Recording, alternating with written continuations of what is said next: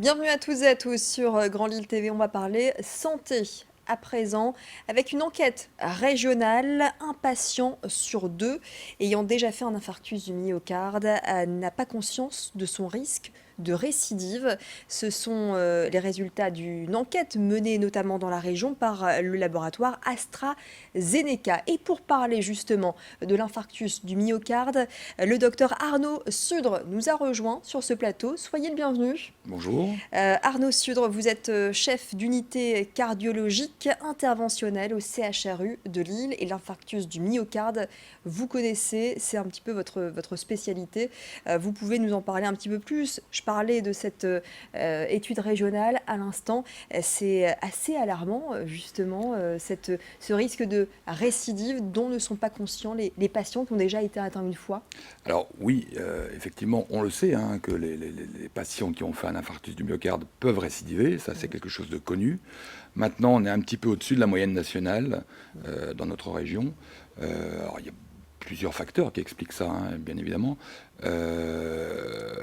En première intention, le respect des règles qu'on leur donne après un premier événement coronaire aigu, donc un infarctus. Plusieurs règles doivent être respectées scrupuleusement. Et ces règles ne sont pas respectées visiblement, enfin en tout cas pas assez. En tout cas, pas assez, Ouais. probablement pas assez. Alors pourquoi elles ne sont pas respectées? Parce que elles ne sont pas faciles, elles sont difficiles.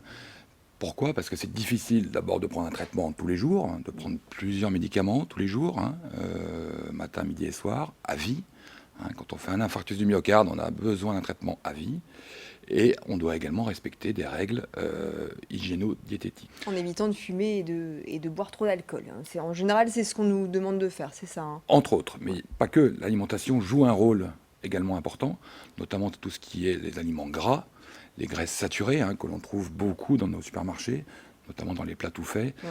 Et donc, privilégier une alimentation un petit peu plus saine, à base de fruits et légumes. Les produits bruts surtout, Des effectivement, produits comme vous bruts, disiez, pas les produits transformés. voilà, la société fait qu'on est tous habitués à manger des plats préparés, des choses comme ça, au détriment des produits dits naturels.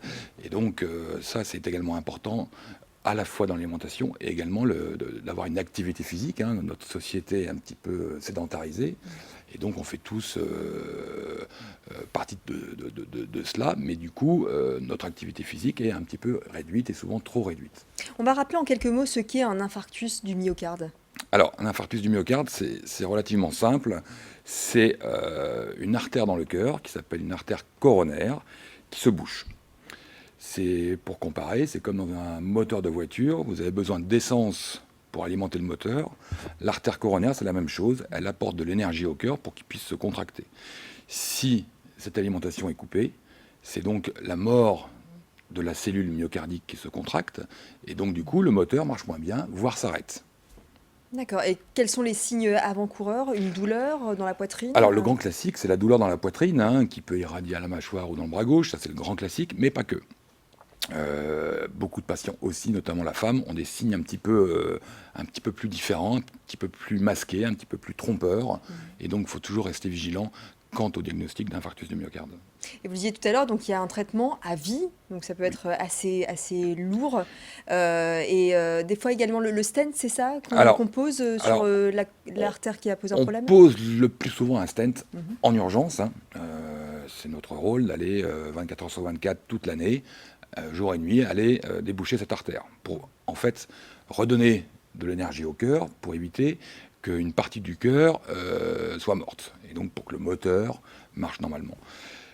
La plupart du temps, on met un stent. Le stent nous permet de refaire passer le flux sanguin pour réalimenter le cœur. Après ce stent, effectivement, il peut se compliquer, rarement, ça peut arriver.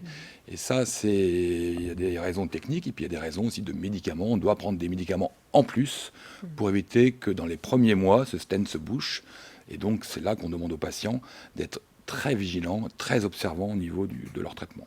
Pour revenir sur la récidive, 20% des patients, toujours ici dans la région, feront un nouvel infarctus dans les 5 années qui suivent. Oui. Là aussi, on est au-dessus de la Un moyenne petit peu nationale. au-dessus, un petit peu au-dessus. Là, on se rapproche plutôt de la moyenne nationale qui est aux alentours de 17%.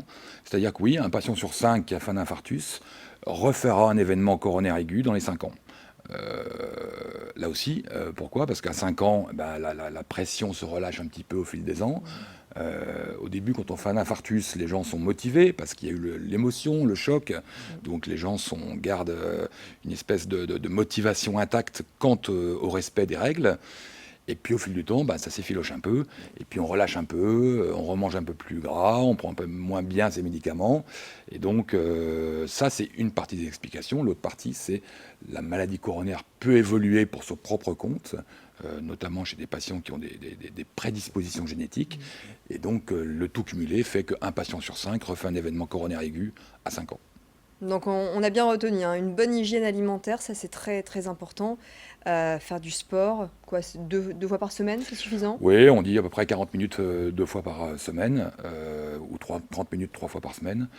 Il faut se forcer à marcher, à ne pas prendre sa voiture, à essayer d'avoir une activité régulière qui plaît aux patients, parce que, encore une fois, si on veut maintenir ça au long terme, il faut que les gens soient motivés sur le long terme, donc il faut qu'ils fassent quelque chose qui leur plaise, et pas sous la contrainte dans les premiers mois de l'infarctus. En tout cas, merci beaucoup, docteur Sudre, de nous avoir éclairé sur l'infarctus du myocarde. Vous l'aurez compris, l'hygiène alimentaire est très très importante. Et puis le traitement, le stent, et puis tout ce qui s'ensuit. Merci en tout cas de nous avoir aiguillés. À bientôt. L'actualité se poursuit sur Grand Lille TV.